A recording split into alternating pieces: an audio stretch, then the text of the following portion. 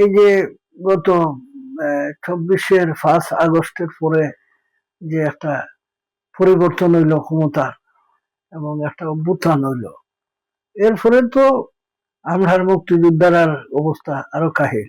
কুমিল্লার যে জুতার মাল্লা দিল, আরো কয়েকখানো দিছে না, মুক্তিযোদ্ধারা যেখানে পাইছে এখানে মারছে, এটা আমরা সুনামগঞ্জ হয়েছে। আমরার যে প্রত্যাশা, মুক্তিযোদ্ধার যে প্রত্যাশা, যে দেশটা আমরা চাইছিলাম, এই দেশ আজ পর্যন্ত আমরা পাইছি না। এই মূল জিনিসই যদি না থাকে, সম্মানই যদি না থাকে, তাইলে বাধা দিতে হইতো। যেহেতু আমরা রক্ত দিছি এই দেশের জন্য, একদিন আপনার ইতিহাস আমরা মূল্যায়ন করব যে না, এই প্রত্যাশার এই 100 ভাগের 1 ভাগও পূরণ হয়েছে। আর হয়েছে না, বিভিন্ন রাজনৈতিক দল ক্ষমতায় আইছে, কিন্তু আমরার যে প্রত্যাশা, মুক্তিযোদ্ধার যে প্রত্যাশা, যে দেশটা আমরা চাইছিলাম, এই দেশ আজ পর্যন্ত আমরা পাইছি না। এখন এই যে গত ২৬-এর 5 আগস্টের পরে যে একটা পরিবর্তন হইল ক্ষমতা এবং একটা অভ্যুত্থান হইল, এরপরে তো আমরার মুক্তিযোদ্ধার অবস্থা আরো কাহিল।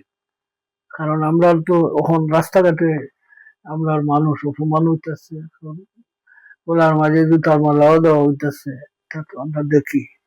কিন্তু আমরার এই এই যে যে আমি তো ব্যক্তিগতভাবে আমি আহত হলে মুক্তিযোদ্ধা, আমরা তো আশা তো এরকম আছিল না। আমরা বীর হিসাবে এই দেশে চিহ্নিত হওয়া দরকার আছিল, এবং আমরা যে মানুষগুলা শহীদ হয়েছে তারা এবং যারা আহত হয়েছে এরা যে প্রত্যাশা নিয়ে মানুষের জান দিল, এই প্রত্যাশা পূরণ হয়েছে না। এখন বরং যে এই গভর্নমেন্ট হওয়ার পরে যে মানুষের মাঝে একটা মুক্তিযোদ্ধার মাঝে প্রতি একটা বিরূপ প্রতিক্রিয়ার সৃষ্টি হয়েছে, এবং তারা তখন একটু শান্ত হয়েছে। কিন্তু প্রথম দিকে মুক্তিযোদ্ধারা হেনস্থা করার মতো একটা পরিস্থিতির সৃষ্টি হয়েছে।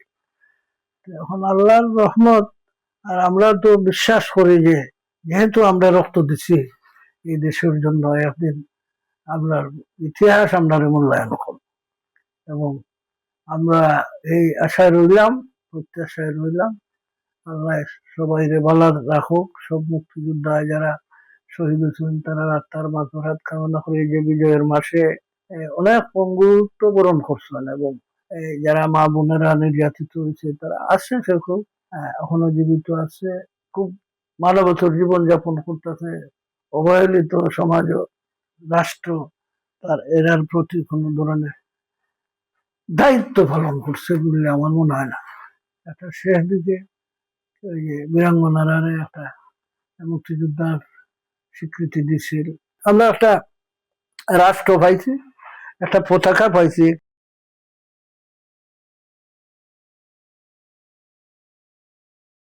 এই সরকারে ফান্না বলতে যে আরো অপদস্থ করে, অপমান করে সরকারের মাঝে যারা আছে উপদেষ্টা পরিষদের মানুষজন, এরা বরং অপমান করেন মুক্তিযোদ্ধারা। তারা যদি সরকার যদি একটু স্ট্রিক্ট হইতো তাইলে এগুলা হইল না।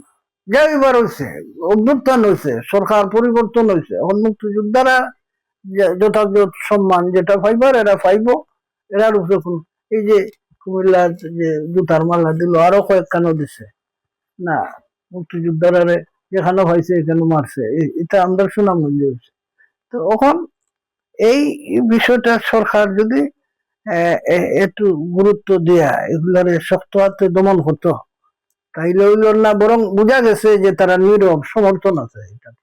এবং প্রথম দিকে তো শুনছিলাম যে বাতাই বন্ধ করে দিত, তো এখন তো দেখা যায় বাতা চলমান আছে। আমরা হইল যে এই মূল জিনিসই যদি না থাকে, সম্মানই যদি না থাকে, তাইলে বাতা দিতে হইতো। একটা সময় তো বাতা আসিল না, বাতা তো শুরু হয়েছে অনেক পরে।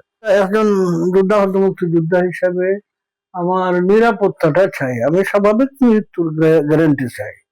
এটা হইলো প্রথম। যে আর যে রাস্তাঘাটে যে অপমান যেটা হওয়ার মুক্তিযোদ্ধারা, এটা আমি কোনো অবস্থায় এটারে মেনে নিতাম পারি না। আমরা সম্মানের সহিত, এবং যে বাঁচাটা যদি একটু বাড়ানি ওই জায়গায়, তাহলে মুক্তিযোদ্ধারা তেমন আর কোনো চাহিদা থাকবো বললে আমার মনে হয় না। আর বাকি যে জিনিসগুলো হচ্ছে, মুক্তিযোদ্ধারা আহ সন্তানরা চাকরি পাইছে, তো এনাফ।